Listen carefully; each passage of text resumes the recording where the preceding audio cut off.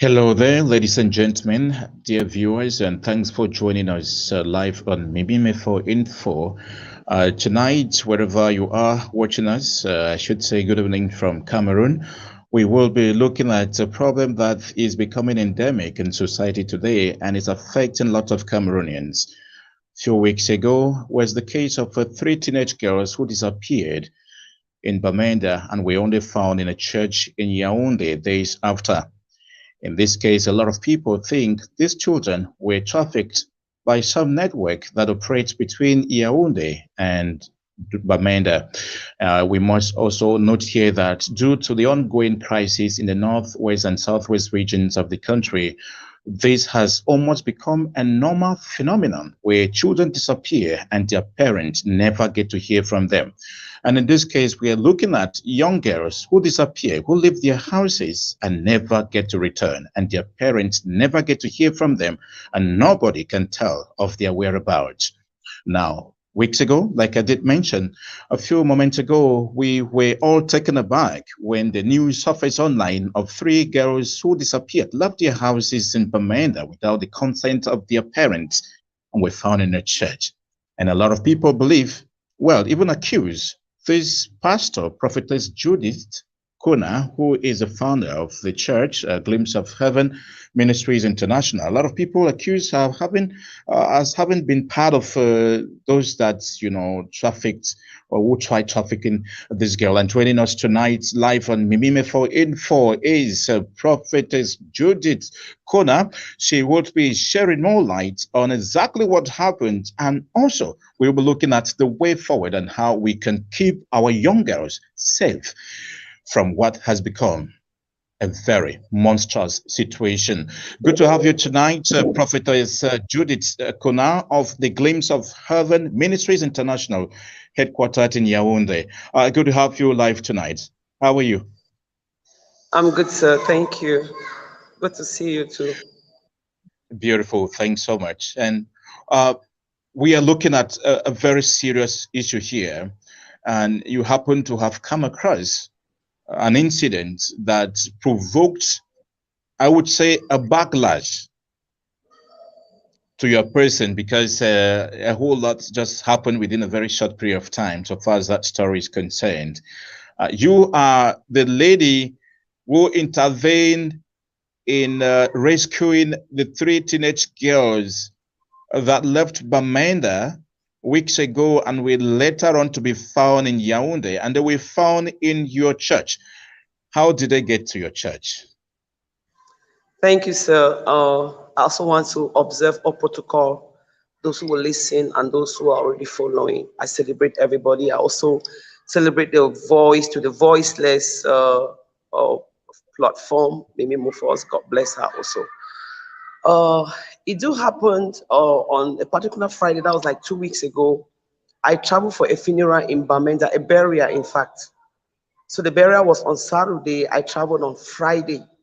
So finishing with the burial on Saturday morning, in the evening, I headed back to Yaounde, went to the agency, Mogamo, and bought tickets. So we left the agency and the bus cleared by the roadside after the agency. And while I was sitting by the window side, I stretched my neck out and I discovered three little girls.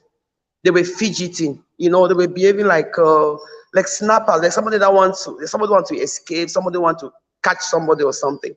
So I just took that note, but I didn't really put it so much in my heart. But a few minutes later, they come into the bus, and when they entered the bus, they were sitting on the steps because I was sitting close to the door, the last chair to the door, to the steps. So that's where they were sitting. So I was a little compassionate and inquisitive. I just asked a question. I said, why didn't you guys come to the agency to buy your tickets so you could have good seat? You are sitting on the staircase.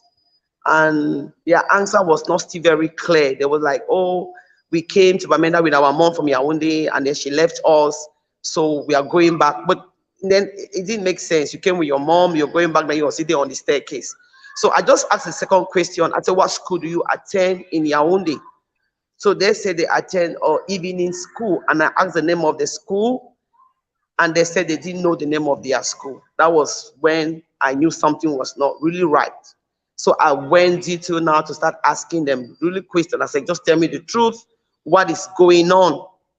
So they will all lie. This one will say something else, the other one will say another thing. Cut the long story short, on that interview, I not threatened them. I said, okay, if people don't tell me the truth, I will hand you over to the gendarmes. There was even a gendarme in the car, which I beckoned, and he came, and I told him, I said, there's some minors here. They don't want to tell us the truth, what is going on with them.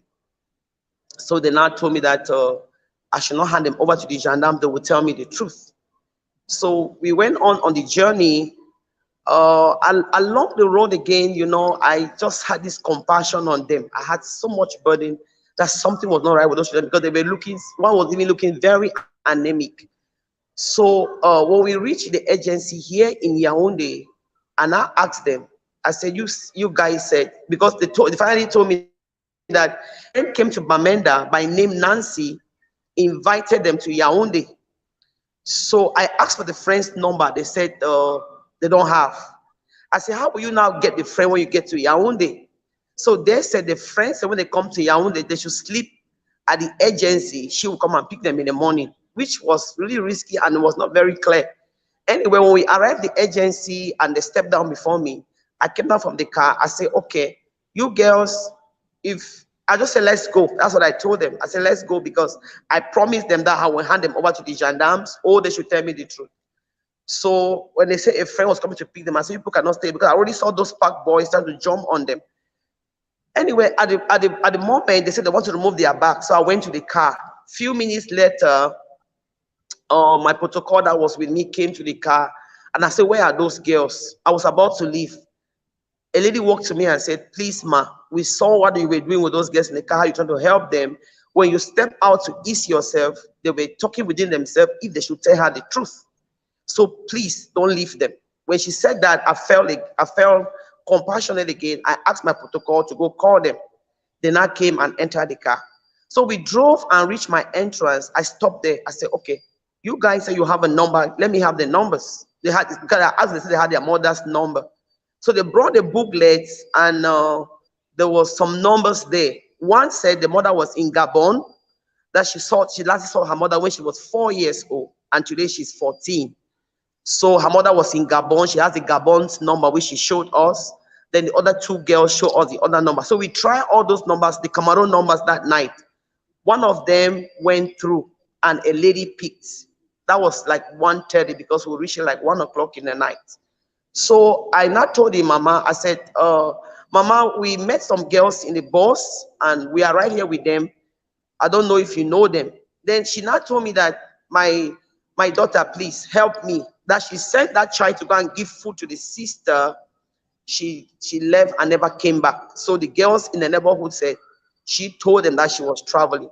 I said, okay, ma, we have found them, but I'm going to hand them over to the gendarmes this night so that tomorrow you can pick them from there. She pleaded, crying and begging that I should not hand them over to the gendarmes. I should keep them. Tomorrow somebody will come for them.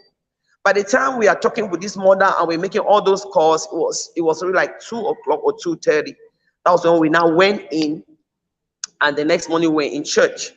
So the next morning, that the sister of one of them came, because when we make that call in the night, the lady took the number and sent to the brother of the one that was staying with the brother. So he now sent the number to the sister in Yaounde, which she came to church and saw them. And I was also telling the church what happened with the children in the bus. So when I was interviewing the girls again, right in the church, and asking them the number of that Nancy friend, that was when she made the video.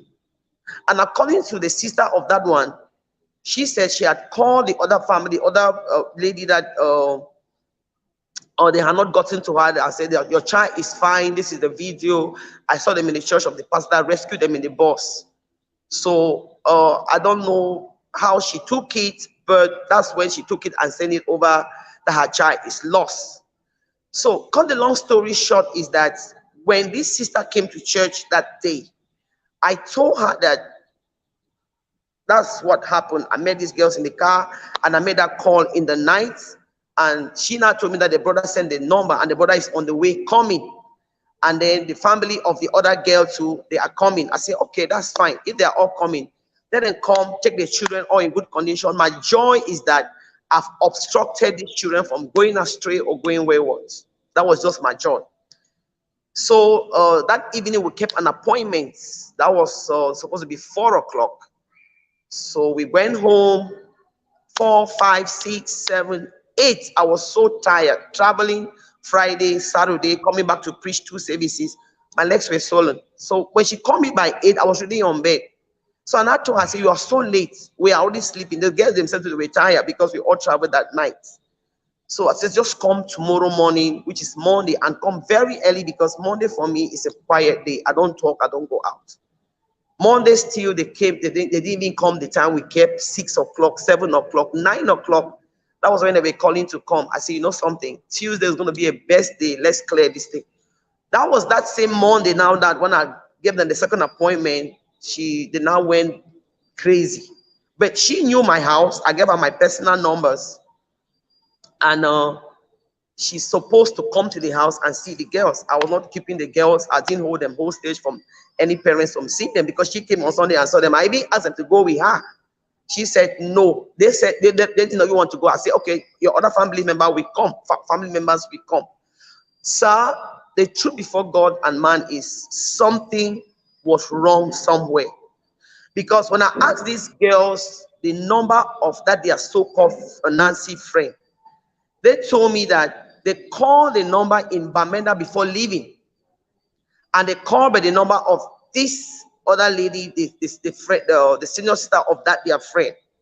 So when after service, I told that their senior sister, I said, call your sister in Bamenda.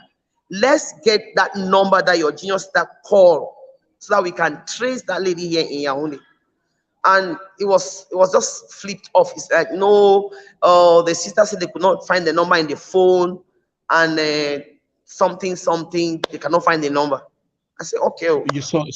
So prophetess, you mean that same night you were able to reach out to the family of one of the girls? Exactly, sir. That same night. Because myself, I was scared. The only option I had that night was to hand them over to the gendarmes.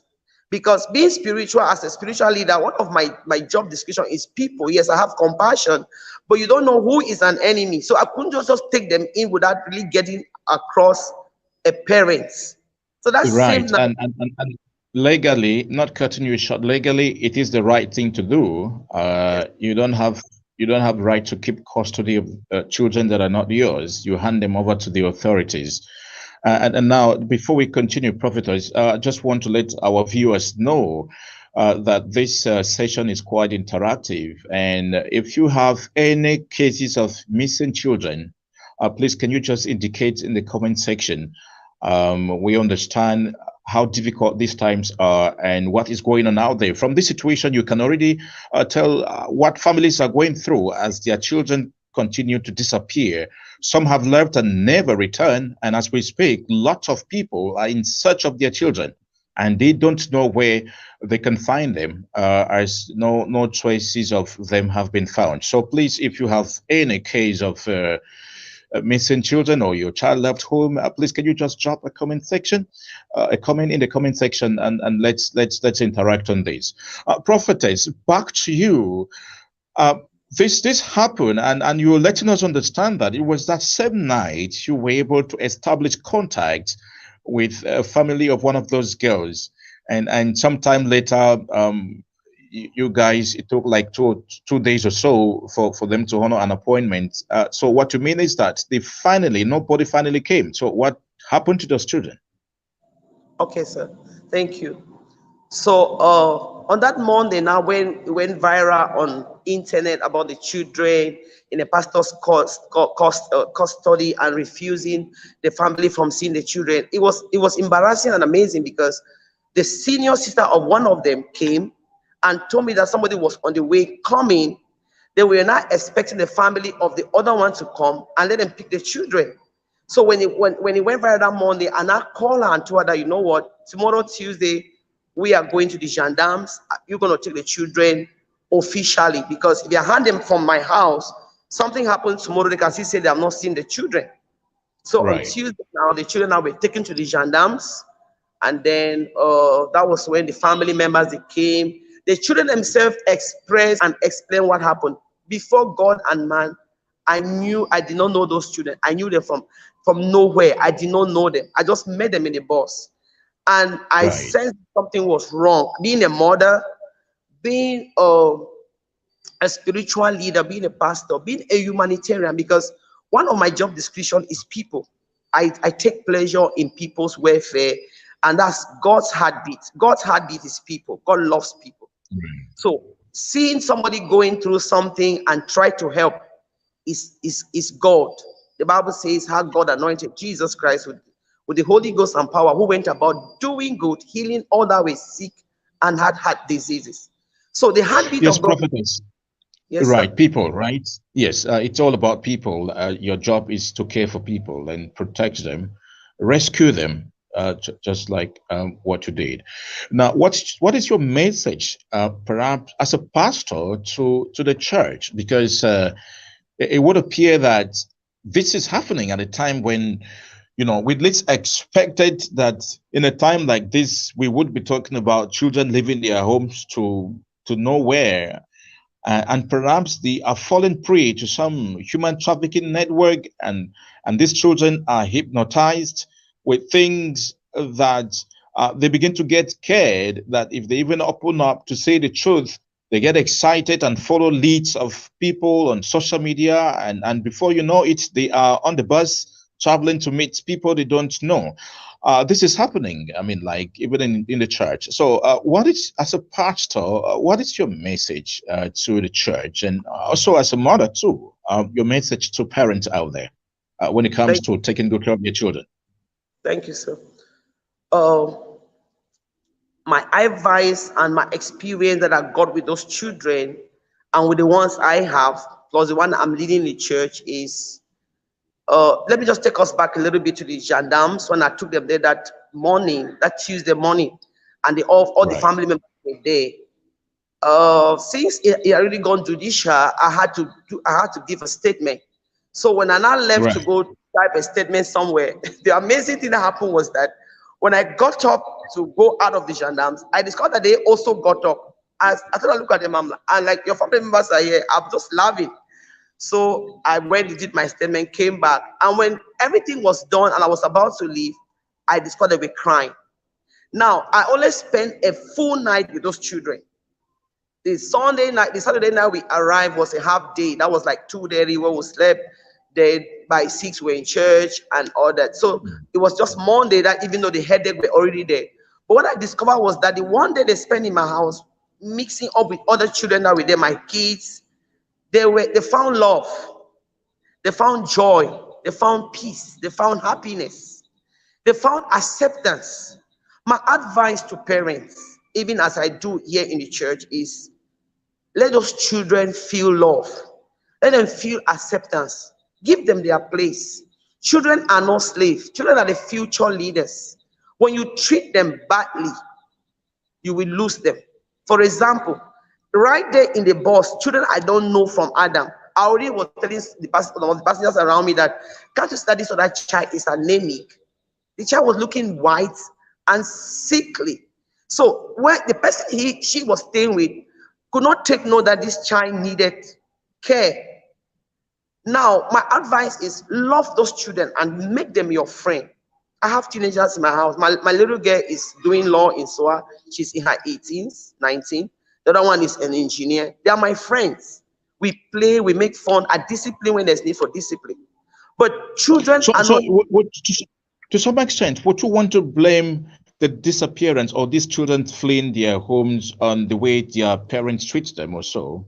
I know I might get on trouble in this because I already have Mm. people that are angry, they know what they wanted to Right, do with those children. But the truth is, one of the child that said the mother was in Gabon, she was 14. That Monday right. morning Bible study, she could not read A as big as this word, because we normally pray and then we share scriptures. Everybody read and then everybody share. At least the other girls even try to babble words and share and read, but she could not even read. And then there's one thing she keep crying, "Mommy, I want to go to school." Even in the bus, she was saying that I want to go to school. So show them love, give them education. Now the other one that said the mother cook food and gave her to go and give to the sister and she disappeared.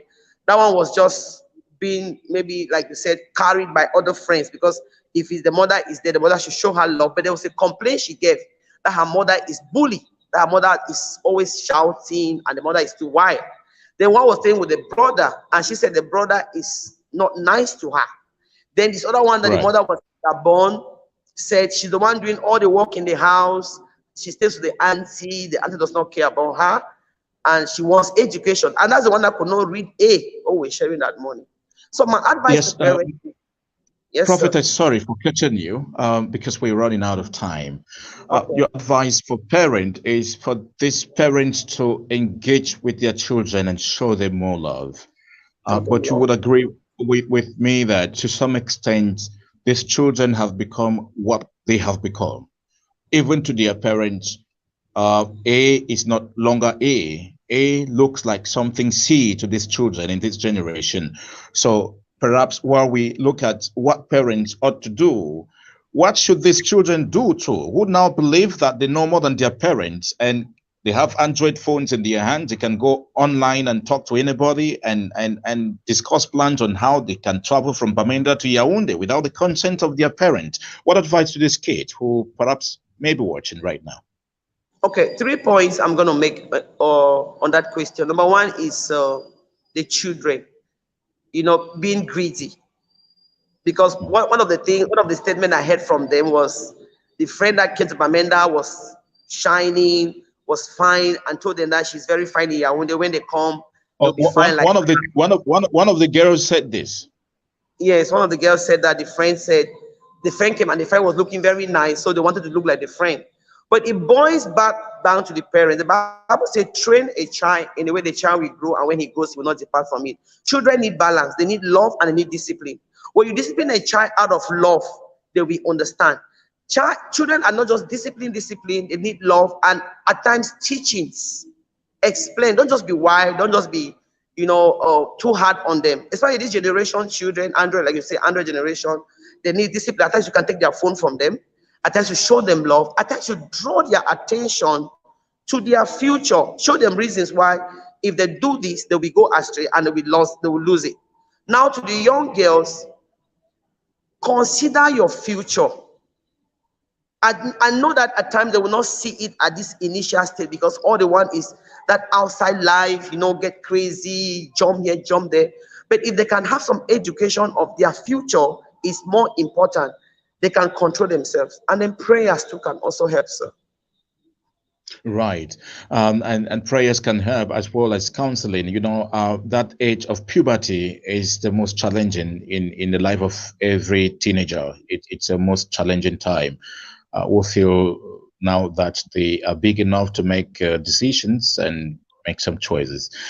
Now, what can members of the society or perhaps your colleagues as pastors, prophets, prophetess do to contribute in solving this problem?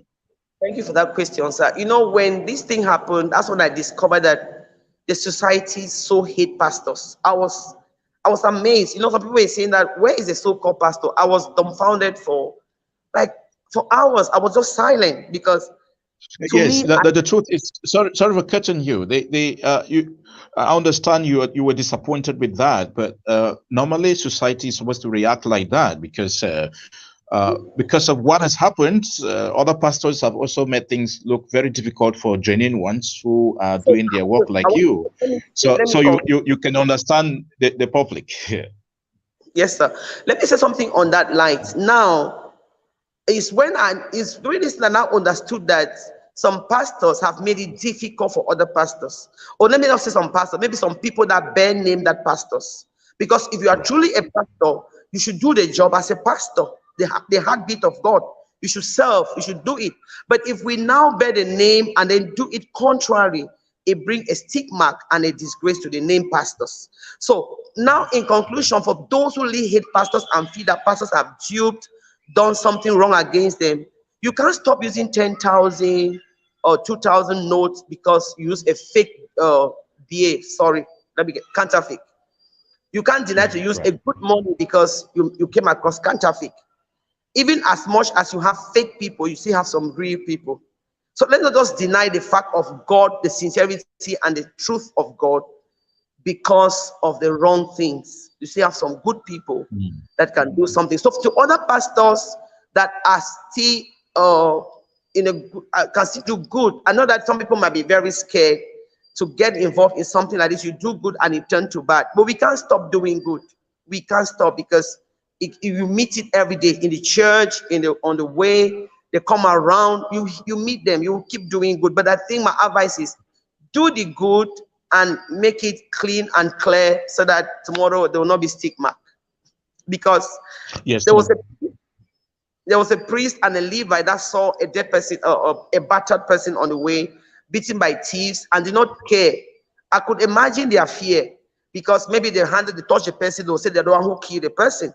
So it was a Samaritan that came and helped the person. So at times you help, you might suffer something because of good, but the truth will always prevail. It's very stubborn if we come out. Right, and for those of you just joining us, we do appreciate you for joining us live on Mimime for Info. And like I did mention a while ago, if you have cases of missing children or perhaps a child got missing in your family, please can you just drop a comment in the comment section. We want to be able to have this as always, so that we can try to see how we can mobilize our energy, resources, inspiration, and see how we can really put an end or fight to curb the ever rising rates of children getting missing today or getting trafficked. So drop a comment if you're just joining us. Please, you can drop a comment in the comment section. Meanwhile, you are watching Prophetess Judith Kuna of the Glimpse of Heaven Ministries International. Did I get that right? Judith Kuna, Tatih. Right, but I hope I didn't get the prophetess wrong. No, you didn't get it wrong, Lisa. Please let me just say something, sir. You see, like doing good out there, I discovered something. That bus was a 70-seater bus. And the environment we were sitting, we were not less than maybe 20 or so or 15. Do you know, like I would say, maybe everybody is scared for this kind of bad name or something. Because like if I did intervene the way I'm seeing it, those children would have not been, there would have been nowhere to be found today. Nowhere to be found. Right. They'll be already so what going. advice do you give to people? What advice do how did you even get to know that these children were in distress? Because I sensed the fidgetiness. They were fidgeting.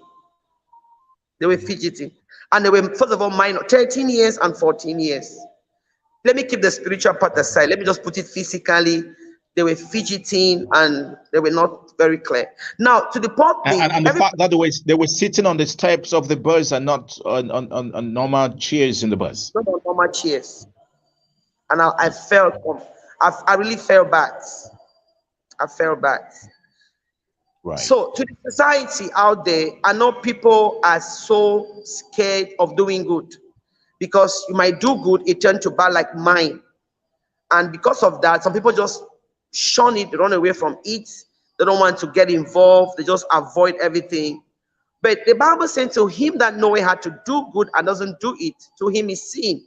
If you see a situation that you can help, help. Concerning children especially, it could be your children, it could be help, even if it means getting into trouble, just like you almost got into trouble for helping these children. The backlashes, the character, I mean the bad name I have bear, I don't know how I'm going to handle it, but God knows the truth. The truth is, it's good to do good. God will always vindicate you. Let's not leave the society. Let's not be wicked. Because you meet people out there tomorrow, you see situations, and somebody will have an accident, everybody is passing because you can take them to the hospital, they say you're the one who caused the accident or you're the one who killed the person. I know that fear. Because in that same bus, nobody has even called or to even write to say, oh, I was in that bus, I saw this thing. Everybody is just shied away. I don't want to be involved. But when you're doing good, know that you're doing it unto the Lord. Now, Prophetess, our time is gone. Yes. The war in our Bamenda, time is gone. Yeah. I know. Sorry, the war in Bamenda cost a lot. that our children are confused, some of them are wayward, some of them are gone astray, and because of this, some people have taken advantage to just mess up the children. My prayer for the nation is that we should consider our people. Consider, look at these innocent children. If I didn't get to rescue these children, they would have been trafficked. This is what the three things that were in my mind. They would have been trafficked to a foreign country to be slaves, or prostitutes, or just go astray. So let's nationally see how we can do to help these innocents. But the more it goes like this, the more children we are losing. Prophetess Judith of the Glimpse of Heaven's Ministries International, Yaounde, who helped rescue the 3 missing children from Bamenda a few weeks ago, was live tonight. And thank you very much, ladies and gentlemen, for having been part of this session live on Mimime for Info. Prophetess, thank you very much. And your very last word before we go. My very last word is to all parents. Pray for your children. Pray for your children. Pray for your family. The devil is out there to destroy the world. Help the ones you can help, even if they are not your blood children. I can't count how many I'm sponsoring, even though I know the parents from families. I'm sending to school, sending to evening schools, and helping. So help the helpless and pray for your family, pray for your children. It is only the grace and the help of God that can help those children grow decently and grow in the fear of God. I have a whole lot of them in the church. Every now and then, I have meetings with them and encourage them. So God bless Cameroon, and God bless our children. And thank you very much, Prophetess. Of the voiceless. Thank you. Thank you very much, Prophetess Judith. We do appreciate you very much for coming up tonight to talk about that incident and your advice, indeed, for parents to take good care of their children in times when children are getting disappeared. They're getting missing every day, and some have never been found.